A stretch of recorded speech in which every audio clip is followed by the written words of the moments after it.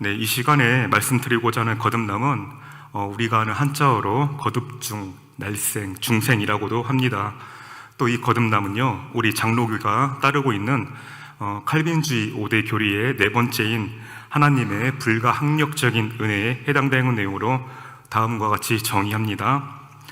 하나님은 절대 주권자이시며 전능하신 분이시기에 하나님의 선택받은 백성은 그분께서 베푸시는 은혜를 회피하거나 거절할 수가 없다. 그래서 이 시간에는요, 저는 거듭남이 왜 하나님의 불가항력적인 은혜이고 그분의 주권적인 역사인가를 말씀드려볼까 합니다. 오늘 본문 3장 1절을 보면 니고데모라는 사람이 나옵니다. 본문의 설명대로 그는 당시 유대인의 종교 지도자였습니다. 오늘날과 같이 우리 개신교가 장로교, 성결교, 감리교 등의 여러 종파로 나뉘어져 있듯이 유대 사회에도 사두개파, 바리새파 이런 식으로 여러 종파가 있었습니다. 그리고 그 중에서 니고데모는 바리새파에 속한 사람이었습니다. 참고로 이 바리새파에 속한 사람들은 부활이나 천사나 영을 믿지 않는 사두개파 사람들과는 달리 부활이나 천사나 영을 인정하는 사람들이었습니다. 근데 이 유대인의 지도자 중에 한 사람인 니고데모가 밤중에 예수님께 찾아왔다고 본문에 나와 있습니다. 왜 찾아왔을까요? 아무래도 이 니고데모는 주변의 눈을 의식했기 때문일 것입니다. 마태복음 23장을 보면 당시 바리새인들은 엄격한 율법 준수와 신앙적인 모범으로 유대인들에게 많은 존경을 받았고 또 회당의 조직을 통해서 유대 사회에 지대한 영향력을 끼쳤던 지도자들이었습니다. 그러니 만일에 바리새인 동료들이라든가 또 예수님을 배척하는 사람들 중에 니고데모가 예수님을 찾아와 질문하는 광경을 목격하게 되면 이 니고데모 입장으로서는 상당히 난처한 상황에 처해질 수 있기 때문입니다. 그래서 니고데모는 사람들의 눈을 피해서 밤에 예수님을 찾아왔다 이렇게 볼 수 있습니다. 그러고 보면 당시에 바리새인들은 경공 외식과 형식에 치우친 자도 많았겠지만 그들 중에서도 오늘 예수님을 찾아온 니고데모는 상당히 경건한 자였던 것으로 생각이 듭니다. 그런데 2절 중간쯤에 보니까 니고데모가 예수님을 우리가 당신은 하나님께로부터 온 선생인 줄 압니다 이렇게 고백을 합니다. 그러면서 예수님을 랍비여 이렇게 호칭하고 있습니다. 여기서 랍비는 당시 유대 사회에서 많은 종교적 행사와 의식들을 맡아서 진행하고 또 여러 가지 종교적인 교육에 참여하던 율법 학자입니다. 이것을 우리말로 번역을 하면 단어상 선생 이렇게 번역할 수밖에 없는데 이스라엘에서 율법 학자가 되려면 그냥 성경에 대해서 조금 아는 사람 혹은 지도자급 인사 이런 식으로 랍비를 칭하진 않았습니다. 그들도 초급 과정, 중급 과정 그리고 고급 과정의 3단계 교육을 정식으로 받아야 랍비로 인정받을 수 있었습니다. 그런데 예수님은요 학교를 다닌 적이 없습니다. 그럼에도 이 니고데모는 이미 율법에 정통하신 예수님의 모습을 보면서 랍비라고 예우를 갖춰서 말하고 있습니다. 하지만 여기에서 이 니고데모가 선생이라고 하는 것은 학교에서 정식 교육을 받은 랍비로서의 선생의 의미는 아닙니다. 단지 공개적으로 신앙을 가르치는 선생님이란 뜻으로 이 단어는 디모데전서 2장 7절에 사도 바울이 내가 이방인의 스승이 되었노라라고 말할 때의 스승과 같은 의미로 사용이 되었습니다. 그리고 또 하나를 말씀드리면 예수님께서는 제자들과 함께 다니시면서 공생의 기간 중에 많은 사람들 앞에서 강론을 하셨는데 그 대표적인 사례가 오병이어의 기적을 일으키셨던 사건입니다. 예수님께서는 갈릴리 바다 맞은편에 20살 이상의 남자만 해도 5,000명 그리고 20살 미만의 남자들과 여성들까지 다 합치면 약 2만여 명의 정도의 대중을 상대로 하나님 나라를 가르치셨습니다. 그때도 표현된 선생 역시 오늘 본문에서 니고데모가 말하는 선생과 같은 위치입니다. 니고데모는 다른 사람들과 마찬가지로 예수님에 대한 소문을 많이 들었을 겁니다. 그렇지 않고서는 사람들의 눈을 피해 밤중에까지 찾아와서 당신은 하나님께로부터 오신 분입니다 라고까지 고백했겠습니까? 그것은 이 니고데모가 예수님에 대한 소문에 대해 자기 나름대로의 근거와 확신이 있었던 겁니다. 그리고 내린 결론이 당신은 하나님께로부터 오신 선생인 줄 압니다 라고 말하면서 하나님이 선생님과 함께 하시지 아니하시면 선생님이 행하시는 표적을 아무도 할 수 없습니다 라고 말을 하고 있습니다. 근데 오늘 본문 바로 앞장인 요한복음 2장을 보면요, 우리 모두가 잘 아는 가나안 혼인잔치에서 물이 포도주는 변한 기적이 나와 있습니다. 아마 그 소식까지도 이 니고데모는 들었을 겁니다. 그리고 이 일에 대해 성경은 요한복음 2장에 갈릴리에서 행한 예수님의 첫 표적이라고 기록을 하고 있습니다. 그럼 잠시 오늘 본문에 나오지만 이 표적이라는 말, 우리가 복음서에서 예수님의 사역을 읽다 보면요, 기적, 기사, 그리고 표적 이러한 용어들을 쉽게 접하게 됩니다. 그래서 성경을 읽으실 때 도움이 되시라는 차원에서 간단히 구분해서 이렇게 말씀을 좀 드려보겠습니다. 먼저 이 기적이라는 말은요, 우리의 상식을 뛰어넘는 현상을 얘기하고 있습니다. 이것을 좀 더 명쾌하게 말씀을 드리면 사람이 할 수 없는 부분, 좀 더 나아가면 과학적으로 설명이 안 되는 불가사의한 현상이라고 말씀드릴 수 있습니다. 예를 들어서요, 홍해가 갈라졌다는데 인간이 그것을 어떻게 설명할 수 있겠습니까? 예측은 되지만요, 알 수 없는 정확한 방법은 없습니다. 또 예수님께서 죽은 자를 살리신 부분에 대해 과학적으로 어떻게 증명을 하겠습니까? 이처럼 인간의 상식으로 또 과학적인 입증과 논증으로 증명할 수 없는 이러한 신비로운 현상을 가리켜 성경은 기적이라는 표현을 쓰고 있습니다. 그리고 영어로는요, 우리가 잘 아는 미라클, 이 정도로 생각하시면 되겠습니다. 그리고 다음은 기사라는 말이 또 있습니다. 이것도 기적은 기적인데요, 특별히 조금 어떤 부분에 포커스를 좀 맞추고 있습니다. 쉽게 표현하면 그냥 입이 딱 벌어지는 거 있지 않습니까? 아, 어떻게 이런 일이 일어날 수 있나, 놀라움을 감추지 못하는 거. 이것을 영어로 표현하면 원더풀, 딱 이럽니다.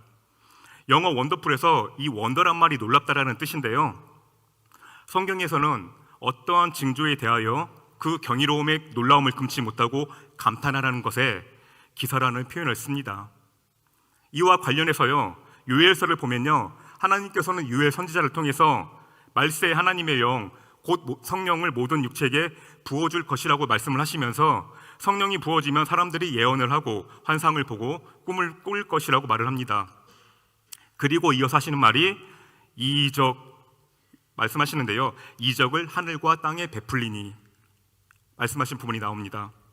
또 사도행전에서는요, 사도 베드로가 설교할 때 방금 이 내용을 인용해서 말을 하는데요, 이분은 이것을 기사라고 표현을 했습니다.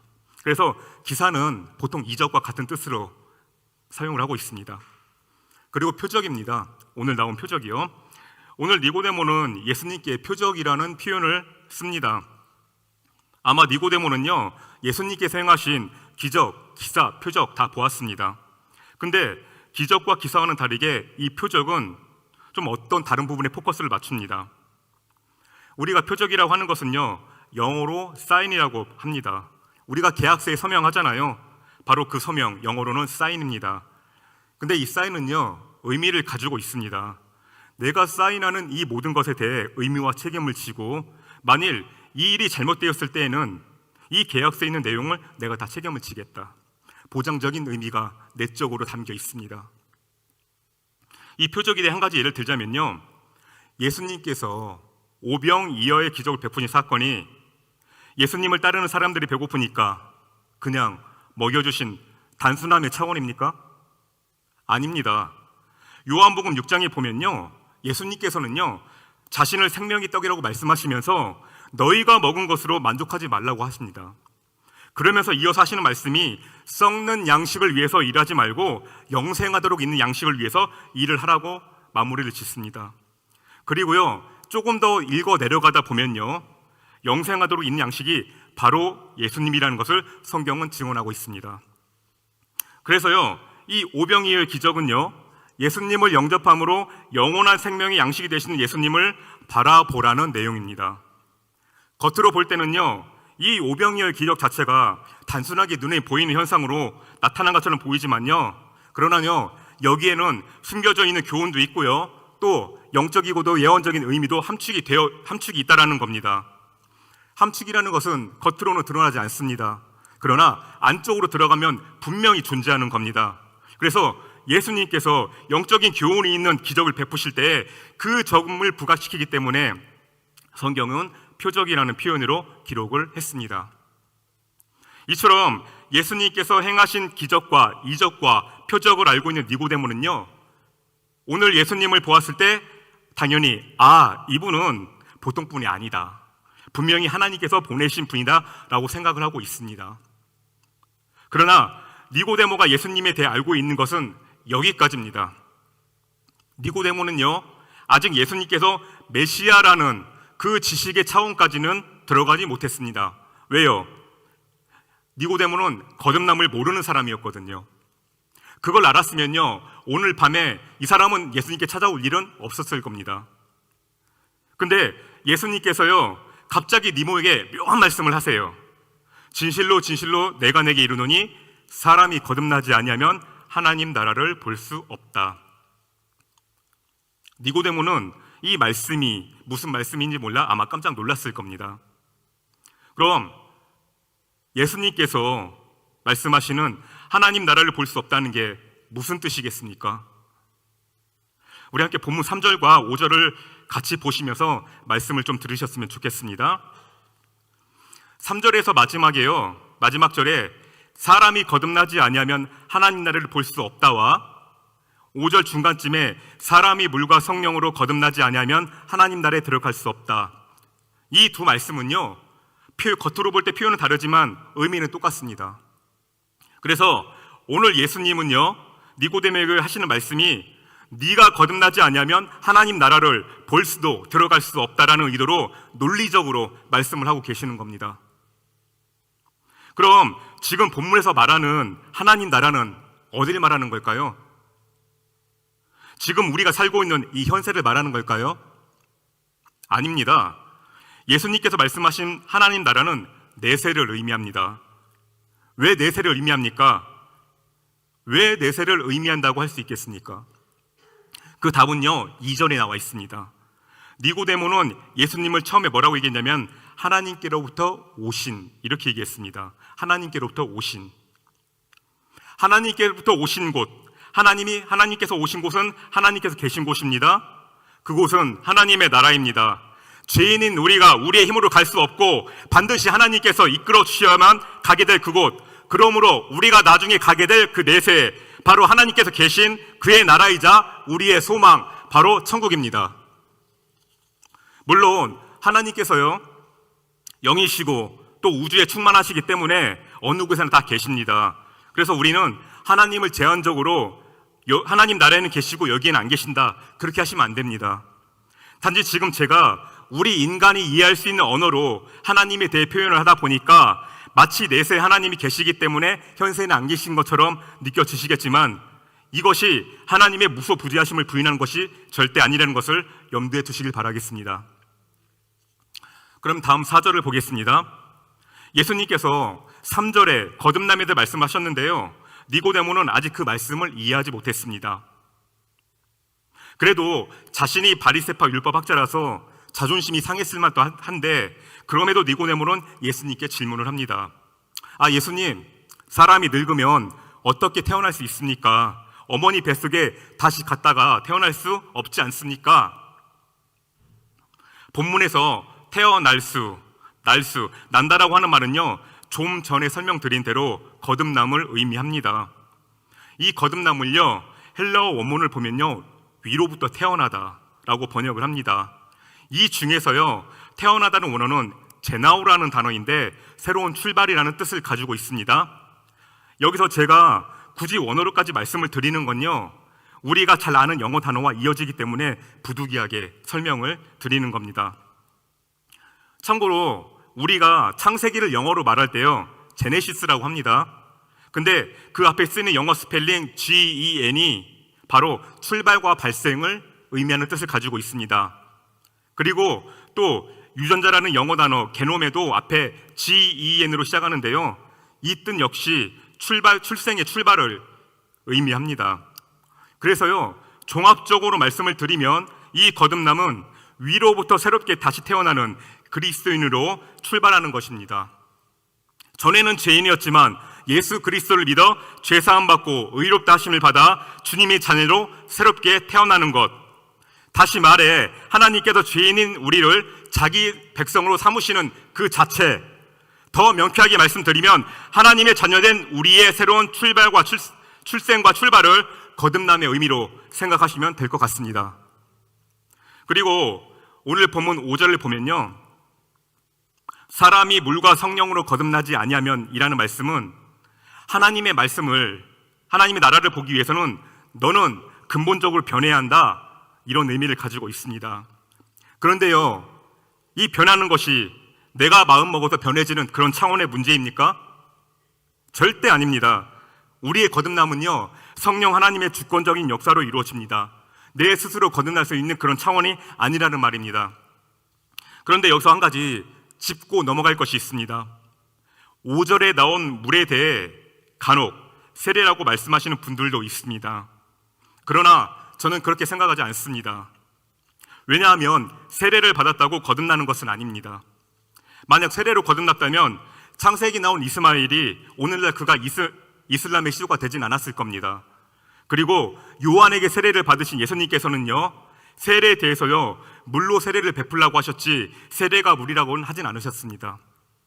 그래서 저는 이 부분에 대해 우리가 구분해서 이해할 필요가 있다고 봅니다. 5절에 예수님께서 말씀하시는 물은요, 세례의 의미가 아니라 죄 씻음을 의미합니다. 다시 말해 물과 같이 씻으시는 성령님의 능력을 의미합니다. 그리고 그 뒤에 나오는 접속사로 나오는 이 성령은요, 그냥 우리가 알고 있는, 기도할 때 부르는 성령 하나님 맞습니다. 그러므로 예수님께서는요, 5절의 문장을 통해서요, 정결의 의미를 가진 물과 정결의 능력을 행하시는 분이 성령 하나님이심을 반복적으로 강조함으로써 오직 성령님의 은혜가 아니고서는 우리는 결국 거듭날 수 없음을 말씀하시고 계시는 겁니다. 이와 비슷하게요, 마태복음 3장에서는요, 세례 요한은 천국을 전파할 때 예수님께서 성령과 불로 너희에게 세례를 주시는 분이라고 말을 합니다. 여기 언급된 세례, 성령과 불의 세례도요, 성령님의 그 죄를 씻으시는 그분의 능력을 불에 비유하여 반복적으로 강조적으로 말하면서 거듭남은 오직 성령님을 통해 이루어지는 일을 말하고 있습니다. 그런데요, 기능적인 부분에 초점을 맞추어 성령님을 물로 표현한 경우도 있습니다. 요한복음 7장을 보면요, 예수님께서 이러십니다. 누구든지 목마르거든 내게로 와서 마시라. 이러시면서 나를 믿는 자는 성경의 이름과 같이 그 배에서 생수의 강이 흘러나오리라 말씀하십니다. 자연에서 나오는 물이 우리의 목마름의 갈증을 해소하는 것처럼 예수님의 복음의 진리는요, 영혼의 갈증도 해소하고요, 더불어 우리의 영혼을 선한 삶으로 인도하여 더욱 깨끗하고 거룩함에 이르게 한다는 것입니다. 그러시면서 예수님 39절에 그를 믿는 자들이 받을 성령이라고 말씀하시면서 성령의 역할도 포함시키셨습니다. 또 디도서 3장을 보면요, 사도 바울 선생님은 오직 그의 긍휼하심을 따라 중생의 씻음과 성령의 새롭게 하심으로 하셨다라고 말합니다. 여기서 중생은요, 거듭남의 자체를 말하고 있습니다. 깨끗하게 새롭게 하시는 성령 하나님의 능력을 얘기하고 있는 것입니다. 그렇다고요, 이 말 표현 그대로 죄가 사라지는 건 아니에요. 주께서 우리를 용서해 주시는 겁니다. 우리를 의롭다 해주시고요, 우리의 죄를 그냥 덮어주시는 겁니다. 그래서 우리가 기도할 때 죄인이라는 표현을 쓰는 것도 바로 이런 이유 때문입니다. 그리고 우리 장로교회 시조가 되시는 칼빈 역시도 그가 쓰신 책에도, 기독교 강요에도 물은 세례의 의미 아니라 성령의 의미로 사용한다고 기록을 하셨습니다. 그럼 다음 6절 한번 보겠습니다. 6절도 5절의 거듭남과 좀 밀접하게 연결은 되어 있습니다. 예수님께서 육으로 난 것은 육이요 영으로 난 것은 영이라고 말씀하십니다. 여기서 말하는 영은 성령입니다. 그리고 낫다라고 하는 것은 아까도 말씀드렸다시피 거듭남을 의미합니다. 그래서 6절이 말하고자 하는 것은요, 성령으로 거듭나면 육적인 존재가 영적인 존재가 된다, 이런 뜻을 가지고 있습니다. 우리는요, 아담을 통해 전적으로 타락한 자들입니다. 전적으로 타락한 존재인 인간으로 출생한 자는요, 예외 없이 다 전적으로 타락한 존재입니다. 그러면 이렇게 타락한 죄인의 상태에서 오늘 본문에 언급한 것처럼 어떻게 하나님의 나라를 볼 수 있습니까? 또 어떻게 하나님의 나라를 들어갈 수 있습니까? 못 들어가요. 절대 못 들어갑니다. 그러면 어떻게 돼야 됩니까? 결론은 성령으로 거듭나야 한다, 그 말을 하고 있는 겁니다. 그럼 성령으로 나게 되면 어떻게 변화가 됩니까? 성령으로 거듭나게 되면 우리는 영적인 존재, 다른 말로 표현드리면 신령한 인간이 된다, 그런 뜻입니다. 또 다른 표현으로 좀 더 나가버리면 거듭나면 하나님의 백성이 된다, 그 말입니다. 그래서 오늘 본문은요, 예수님께서 거듭나야 한다는 똑같은 말씀을요, 여러 가지 표현으로 바꿔서 말씀하시면서 계속적으로 반복하고 말씀하시는 거예요. 전에도 예수님께서는요, 요한복음 6장 63절에 이렇게 말씀하셨습니다. 살리는 것은, 즉 생명에 주는 것은 영이니 육은 무익하다. 그래서 내가 너희에게 이른 말은 영이요 생명이다라고 하십니다. 여기에서 살리는 것은 영이라고 합니다. 그래서 무익한 내가 유익을 얻으려면요, 어떻게 변해야 되겠습니까? 영적인 존재로 변해야 된다고 성경은 얘기를 하고 있는 겁니다. 그러면 그렇게 변화되려면 누가 역사에서 이루어 주셔야 됩니까? 바로 성령 하나님께서 역사에 주셔야 된다, 이 말입니다. 예, 하나님께서 우리 인생에 개입하지 않으면요, 우리는 여전히 무익한 존재, 타락한 존재 그대로 있다라는 겁니다. 그래서 제가 오늘 처음에 말씀드린 것처럼 우리에게 주어진 은혜는요, 전적으로 하나님의 주권에 달려있는 거부할 수 없는 불가항력적인 하나님의 은혜인 것입니다. 그런데도요, 사람들은 이렇게 말을 해요. 아, 마음 먹고 조심하면 된다고. 아니요, 그거요 교만입니다. 우리는요, 평생 죽어도 성령이 아니시면 구원도, 평안도, 깨달음도, 지혜도, 지식도 아무것도 얻을 수 없습니다. 진정 우리가 영적으로 되려면 말씀을 날마다 읽고 기도해야 합니다. 하나님은요, 말씀을 통해 이 세상을 만드시고 이끄셨고요, 오늘날요, 설교자의 설교를 통해 역사하고 계시고 또 계시하고 계십니다. 그리고 말씀과 기도 가운데 하나님의 은혜를 잘 알고 따르는 사람은요, 자기 부인의 심정으로 예배를 정성껏 드립니다. 또 원칙보다 사람을 귀하게 여기고 교회의 질서에 순종하면서 함부로 또 목소리 높이지 않습니다. 그리고 이렇게 영적으로 훈련된 교회는요, 하나님의 일을 세상 법정에 송사하지 않습니다. 하나님은요, 우리가 하나님의 은혜를 정확히 아는 마음으로 드리는 참된 예배를 통해 영적으로 성장을 바라시면서 그러한 믿음으로 우리가 당당히 복음을 전하길 원하십니다. 따라서 우리에게는 항상 말씀에, 기도에 집중하는 예배가 최우선이라는 말입니다. 오늘 말씀을 전하면서 드는 생각은요, 제가 성경을 말씀을 드릴 때 육과 영을 대조해서 말씀을 드리면 보통 우리는 육은 안 좋고 타락한 쪽으로, 또 영은요 거룩하고 유익한 쪽으로 이렇게 생각과 해석을 하게 됩니다. 왜 그렇게 되었겠습니까? 인간의 죄성에 대해서 좀 포커스를 맞췄기 때문입니다. 하지만요, 하나님께서는요, 우리 인간을 만드실 때요, 눈에 보이는 육체하고요, 안 보이는 영을 다 만드셨어요. 하나님께서는 이 만드신 두 가지 영과 육에서는 다 중요하다고 하십니다. 우리가 죄를 용서받았다고 하는 거는요, 더러워진 내 영혼이 깨끗함을 받는 거고요, 입는 거고요, 또 더러워진 내 육체가 깨끗함을 받는 겁니다. 따라서 우리는 영과 육 다 구원받아야 합니다. 성경도 이것을 완전한 구원이라고 말하고 있고요, 이 미래적인 소망은요, 예수님께서 재림하실 때 반드시 이루어진다고 성경은 말씀합니다. 오늘 7절을 보면 예수님은 니고데모한테 이렇게 말씀하십니다. 내가 너한테 거듭나야 하겠다 하는 말을 놀랍게 여기지 말라. 근데 니고데모는 놀랍게 여겼어요. 왜요? 아까 예수님께서 말한 것 때문에 그래요. 내가 나이가 몇인데 아직 어머니 뱃속에 태어난단 말인가. 근데요, 이 니고데모는 아직도 육신적인 관점에서 벗어나지 못하고 있는 겁니다.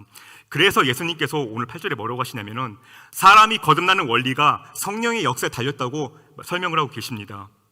예수님께서는요, 성령님께서 어떤 식으로 사람의 역사하여 거듭나게 하는지 8절에서 말씀하십니다.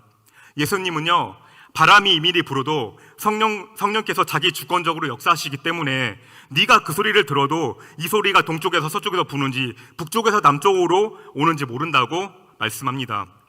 그리고 성령으로 난 사람들 다 그러하다고 말씀하세요.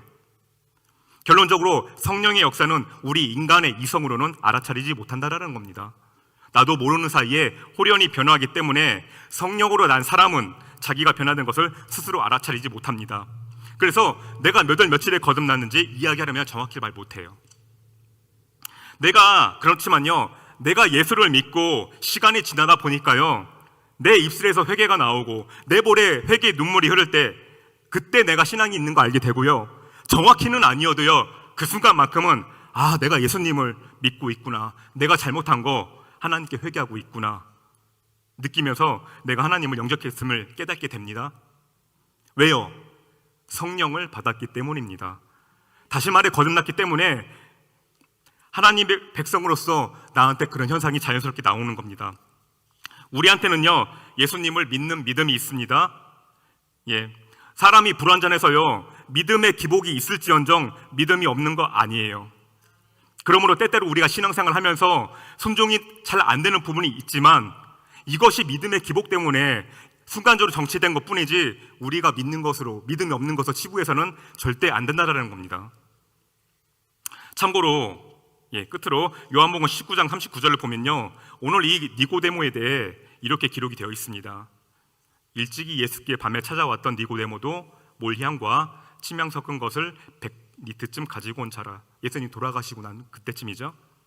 비록 처음에 이 니고데모는요, 육신적인 사고와 생활 방식을 가진 사람이었어요. 근데요, 이분은요, 예수님을 만나서 진정으로 거듭난 후에 진심으로 주를 따르는 사람이 되었습니다. 그리고 전승에 의하면 그는 순교를 당했다고 전해지고 있습니다. 그래서 오늘 저는 이 말씀을 통해서요, 우리 모두에게 성령을 보내주신 하나님께 진심으로 감사했으면 좋겠습니다. 그리고요, 우리의 생활 방식과 사고를 좀 더 하나님께 맞추기를 원합니다. 왜요? 잘 안 되는 건 우리의 고집 때문이잖아요. 우리는 기질과 성격에서 바꾸기 힘듭니다. 그러나 성경은요, 성품은 바꿀 수 있다고 51가지로 설명을 하고 있습니다. 저는 오늘 이 귀한 시간을 통해 우리 모두가 우리 자신들을 성찰하시면서 항상 주께 영광 올리는 바른 신앙인들이 되셨으면 좋겠습니다. 기도드립니다.